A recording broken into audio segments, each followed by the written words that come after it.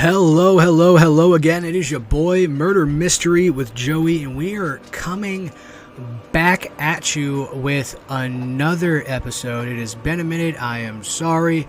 The original page right now is down for another 26 days until I get the email to get it back and change the number that's associated with it. But until then, I want to do some stories on this page. So I appreciate y'all for checking it out. And without further ado, let's jump into another story of the Dogman. Yes, I know I'm cringe. Anyway. It was a dark and stormy night. I was driving home from a long day at work. As I drove down the winding road that led to my house, I noticed a large black dog standing by the side of the road. The dog was so big that it almost looked like a bear.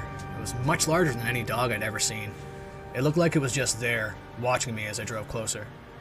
I shuddered and tried to shake off the feeling of unease that had settled over me. I knew that black dogs were often associated with bad luck, and that seeing one was like an omen of death or something. Or maybe that was black cats. And it creeped me out the way it was watching me, but I tried to tell myself that it was just my imagination as I closed a small gap between us. I slowed the car down to a crawl as I was getting closer and driving past the animal. This large black dog was like no other animal I'd ever seen before. Its fur was a deep, glossy black that seemed to absorb all light around it, making it blend into the shadows. But its eyes, they glowed with an intense light that pierced through the darkness, illuminating its surroundings with an otherworldly glow. As it was standing there, I could see that its limbs were long and thin, almost skeletal. Its paws were gnarled and twisted, each toe ending in a sharp, curved claw that looked like they could easily dig deep into the earth. Its teeth were long and pointed, gleaming in the faint light, and they looked sharp enough to slice through flesh like a hot knife through butter. I crept past the creature and continued down the winding path. I glanced back at the road behind me and saw that the dog was following me, except now it was standing on its hind legs, towering over the car like a dark, shadowy figure. I felt a chill run down my spine. The back window of the driver's side of my car was stuck halfway down, and the smell of this creature came wafting in. It was putrid and overpowering, a combination of rotting flesh and something else that I couldn't quite identify. It was as if the dog had crawled out of some dark, damp cave deep in the earth and brought with it the stench of death and decay. The smell clung to my nose like a heavy, damp fog, but it was beginning to dissipate, so I thought maybe it's letting up. I held my breath and kept my eyes fixated on the road in front of me. 2 more lefts, and I would be home. I didn't have the nerve this time to check and see if this thing was still there, so I just hit the gas. As I pulled into my driveway, that's when I decided to check the rearview mirror, and to my horror, there it was. I grabbed the keys out of the ignition, threw the car door open, and ran inside as fast as I could, locking the door behind me. But the feeling of unease didn't go away. I could hear the dog outside, scratching at the door and growling softly. I tried to ignore it, but the scratching grew louder and more insistent. My heart was racing, and suddenly the noises stopped. I looked through the peephole and couldn't see anything there. I grabbed a flashlight and cautiously opened the door. The dog was standing on his hind legs, just outside on the front porch, staring at me with its piercing, glowing eyes. It didn't move or make a sound, but I could sense that it was waiting for me to do something. So I tried to shine the flashlight in its eyes, hoping to scare it away, but the dog just stared, unflinching. I could see more clearly now that it was not a dog. It was something else entirely. Suddenly, it lunged at me, its jaws gaping wide. I screamed and stumbled backwards, trying to get away from it, but it was too fast. And it caught my door. For what felt like hours, I was chased and hunted by this creature. It could have got me at any moment, but it chose to let me live so long as it could keep tormenting me. I could hear it snarling and growling behind me, always just a few steps away. I knew that if it caught me, I'd be torn apart by its sharp teeth. I could hear the sound of his breathing, deep and ragged, like the gasp of a dying animal. It was as if the creature was in constant pain, its very existence a torment that could never escape. In the end, I know the only reason I got away is because it let me escape. But I've never forgotten the way it looked, or the foul, putrid smell. I have a feeling that the creature was not of this world, that it had come from some dark, ancient place that humans were not meant to explore. And I can't help but think it will always be out there, lurking in the shadows, waiting for its next victim to come along. Seriously though, above index is the only place in the world that I've felt that fear of imminent death from an unknown predator. I've been all over the place, in lots of hostile situations, and never have felt something like this before or since. But it gets better first. Some background. To get to Index, you have to turn off the highway and cross a river which separates the town from the surrounding hills. In crossing the bridge, you get this creepy feeling that the bridge is the only way in or out, and that the river is protecting the town from something else. The town itself is a nice little place under the shadow of Mount Index, which veritably looms over the town. There is an old wood frame hotel from the 1890s, a church, and some other architectural relics of the long-gone North Cascades gold rush. Index isn't a tourist spot, and is far enough off the highway that it doesn't get any drive-by business. People do live there, and they tend to look warily through their blinds at any vehicle they don't recognize. That's Index. If we don't take the turn over the bridge into town, the road continues along the river. This is the Index Galena Road. There are cabins and old mobile homes and hunting shacks along the riverside of the road. You can go a little further, and there's a Forest Service road to the right. This is Forest Road 6310, or something like that. It climbs up towards Gun Peak over a series of switchbacks. At the end of the road, there's an old clear cut with a beautiful view of the surrounding mountains. My wife and I already posted the wife's pics, go find them, went up there in the early fall once to picnic with a friend who wanted to get his new XJ Cherokee Laredo up into the mountains to try out his new tires. He was flush with cash at the time and volunteered with several search and rescue groups. Because of this, he had a wheelin' full-width light bar with amber strobes mounted on the XJ. This is important later in the story. We got up to the clearing in the early afternoon, broke out the food, and enjoyed the setting. We did a little plinking, that kind of thing. We had one Glock 17 and SP 101 and 38 special between the three of us. It was a bit cool. We gained a pretty fair amount of elevation getting there, and we knew the temperature was going to drop as soon as the shadows deepened. It darkened even more quickly than we expected, and we began to pack everything up. About then, we heard the first howl. It was a distant wolf, but there weren't supposed to be any wolves up here yet. This was in the early 90s, and they had not yet been reintroduced to the area. That was cool, we thought. And I suddenly got a chill down my back. I wheeled around to look at the nearby tree line. Although the clear cut was still in dusky light, it was now pitch black in the trees. It hit me right about now, that primal fear. "We have to go," I said. Our friend looked at me and said something like, "You're afraid of a stupid wolf?" And then another howl on the tree line, not more than 20 yards away. We all looked at each other, collectively blinked at once, and did not waste any time getting into the Jeep. Somehow it was now dark already, and full dark once the road down entered the tree line. We could hear them all over, even over the noise of the Jeep's inline six, but the sound they made wasn't quite right. He started picking up the speed on the single-lane gravel forest road. I reached forward and hit the switch for the left side, seeing lights on the light bar. This caused a single halogen lamp to shine on the trunks of trees as they sped past, and showing the reflection of many sets of eyes in the darkness behind the trees. They were moving, tracking our vehicle, which was now doing about 40 on the narrow road. "We'll lose them on this straight," he said, now pushing 50. I hit the scene light switch again, only trees. Whew. That was silly, I thought. We're in a car and we get freaked out by some stupid wolves. Great. Now out of danger, we approach the first switchback, slow down, make the turn, and there ahead of us, about half a dozen huge wolves in the road, waiting for us. They had gone straight down the hill to cut us off at the switchback. Then they were gone. What the hell? Now we're all freaked out. Now tearing down the road, sending gravel flying, approaching the next switchback. I left both sides seeing lights on at this point, but they all illuminated where the trunks were off the trees on the side of the road. I turned them off. We make the turn, nothing. No wolves. Suddenly, I had an idea. I switched on the strobes.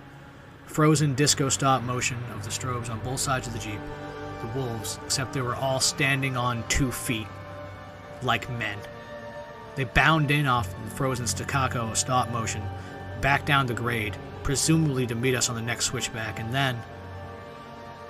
I don't remember anything else. We were back on Highway 2 heading towards Gold Bar. I turned off the strobes. Stay away from Index after dark.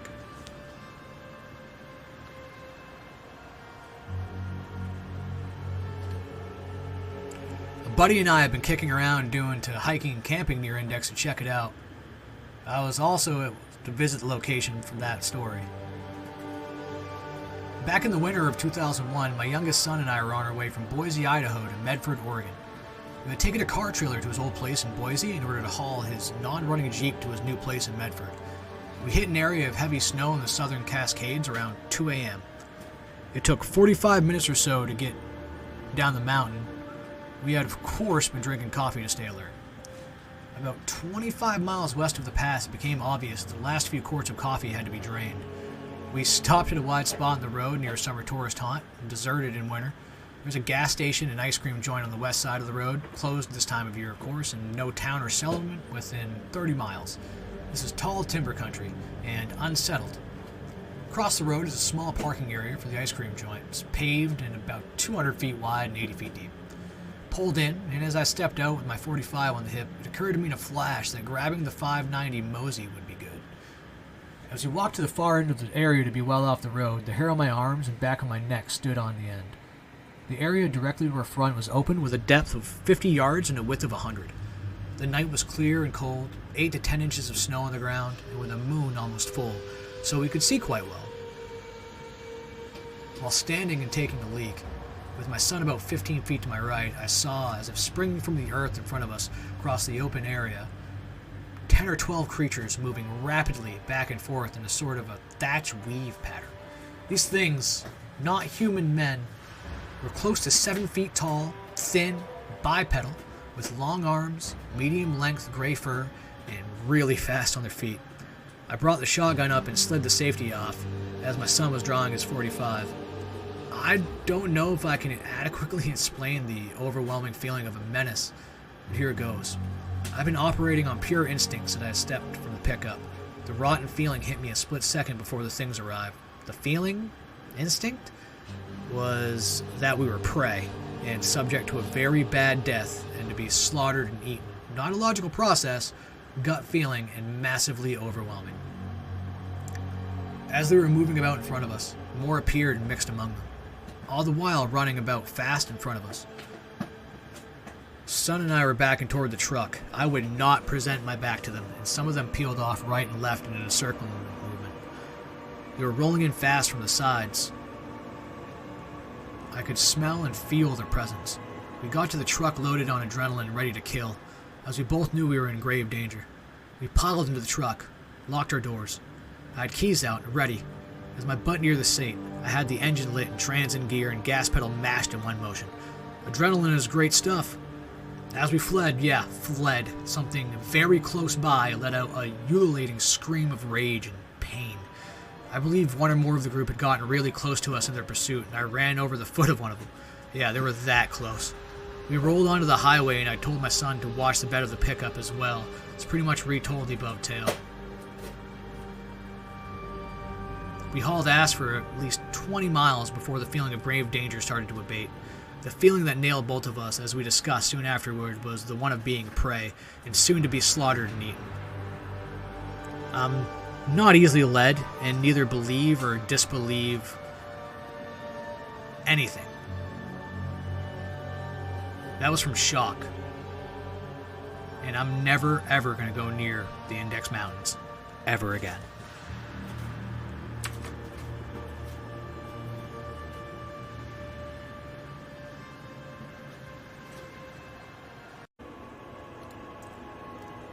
I've always been fascinated by urban legends and tales of supernatural creatures. I've heard of the Dogman since I was young when I first heard the legend played on the radio. A mysterious creature said to roam the forest of the Great Lakes region, and with my fascination came a sense of wanting to find the creature and to see for myself if it was really out there. Armed with a curious mind and a flashlight, I set out to explore the woods near my hometown. It was an overcast night, with only the dim glow of the stars to guide my path. As I ventured deeper into the forest, I couldn't shake off the feeling that I was being watched. Every rustle of leaves and snap of a twig sent shivers down my spine. I pressed on, my curiosity overpowering my unease. Little did I know how much of a mistake it was to ignore my instincts. After what felt like hours of wandering, I stumbled forward. Eerie silence blanketed the forest as if a switch was flipped, and all the sound in the world disappeared. Something drew me toward it, an invisible force urging me to step closer. That's when I surveyed my surroundings in detail and saw it. A pair of glowing amber eyes staring back at me from the shadows.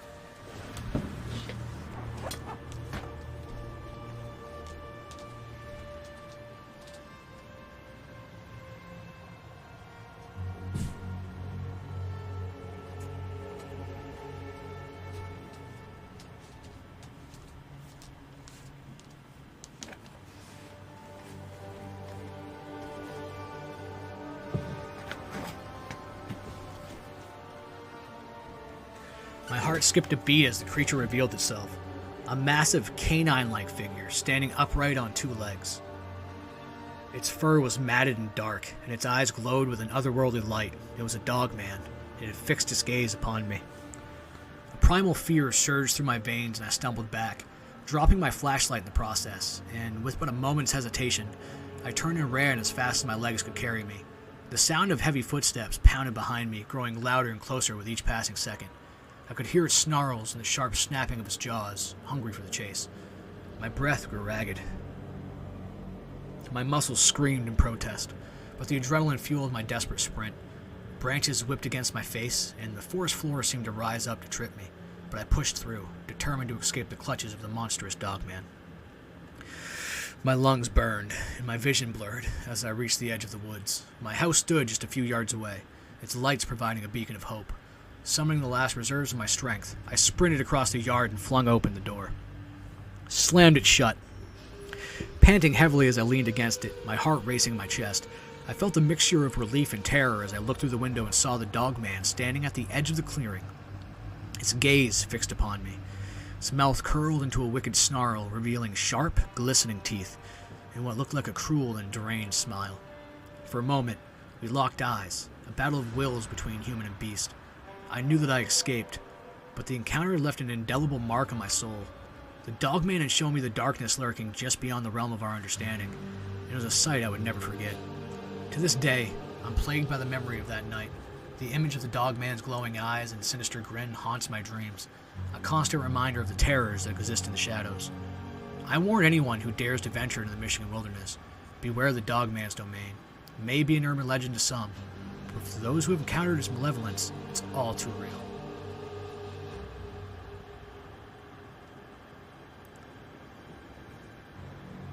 I saw what I believed to be a Dogman in the Charlevoix County of fall, 2011. I was deer hunting in my family's swamp near the Antrim County line. The swamp bordered Lake Michigan on one side and cornfields on the other.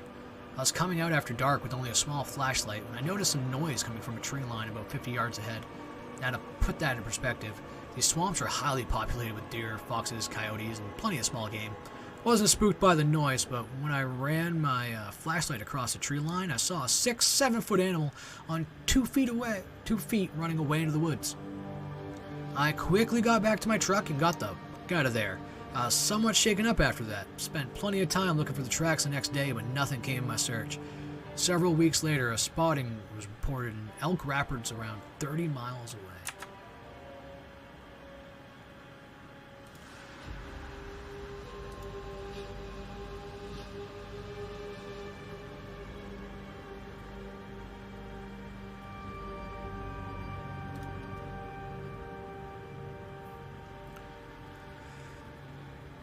My friend and I are still trying to process exactly what we saw the other day. We've talked through it countless times, trying to logically figure out how this was possible.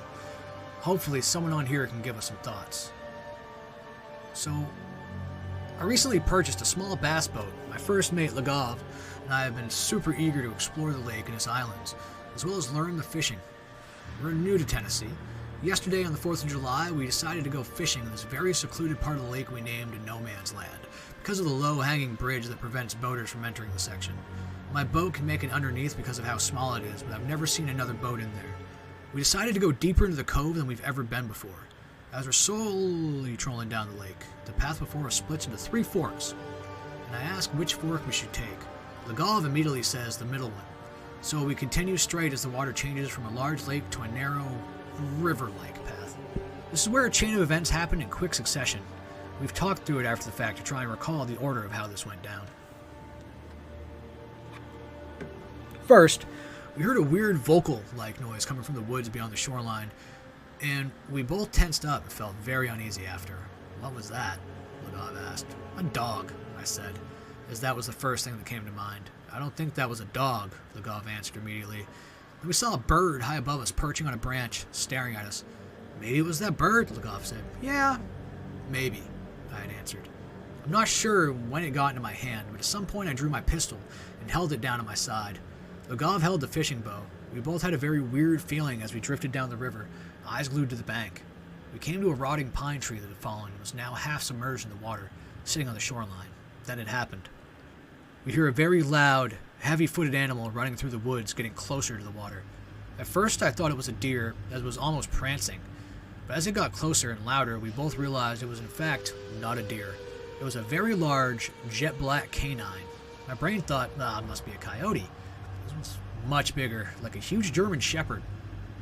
It was fast, like a black shadow, leaping through the trees and quickly approaching the bank that we're floating across from. Didn't seem to have any texture and details, though, and almost like it was flat and blurry. We couldn't see fur or its face and eyes, just the outline of its body and tall, wolf-like ears. But it was obviously the body of a canine. Adrenaline started rushing through us, and my brain raced thinking we were about to have to defend ourselves. It almost looked as if it were charging at us, but it was zigzagging and dodging through the trees toward the exact portion of shoreline we were floating past. We were scared, but the 15 feet of water between our boat and the shoreline gave us a little bit of confidence. It would have to swim out to us, and I didn't see that as likely. It continued its leaping through the woods and quickly reached our portion of the shoreline. In one majestic, fluid motion, it leaped off the shore and dove into the water right under the half-submerged pine tree in front of us. Stomp, stomp, stomp, splash. That was it. We held our breath as we waited to hear it swim or move towards us. Small ripples reached our boat from the splash. After the fact, Lagov swears the splash should have been much bigger for a creature that size. Watch for it to come back up, I whispered. I had never heard of canines being able to submerge themselves underwater, but here it was happening right in front of our eyes. We waited. Nothing. Silence. Just the subtle sound of the ripples it made slowly dissipating. We waited about 20 more seconds and still nothing. It was almost as if the entire forest had shut off. Silence. Our eyes were glued to the fallen pine tree it dove under. Maybe it's just standing in the water under the tree. Lagov says, we got the courage to troll the boat a little closer to inspect the tree, but there's nothing. No sign of it. At this point, we're in complete shock, stunned. It's gone. How could it be gone? How does something that big just vanish? Especially a huge creature like that. After 30 more seconds of silence, Lagov breaks it with, you saw what I saw, right? Shiver flashes down my spine. All of it, I reply. Really though, what was that? Lagov said. I replied, I think we saw a demon. We both nervously laughed. We stayed floating near the shoreline in shock for at least another 10 minutes, hoping for a sign that we weren't crazy. Lagov scoured the waters looking to see if it would come up for air, and never did. How the hell could a big black wolf-like creature disappear into thin air, or water for that matter? So being skeptics, there has to be a logical explanation to what we saw, but we can't find one. If it had just splashed the water and gotten out again, 1, we would have seen it walk away in whatever direction, and 2, we would have heard as anything putting weight on the leaves making a loud noise, but it was just silence. The absolute loudest of silences. We live in Middle Tennessee, if that helps at all. We're still a little shaken up by this. This is 100% true. Any insight will be welcomed from any commenter. Was this a Dogman, or possibly something even more sinister?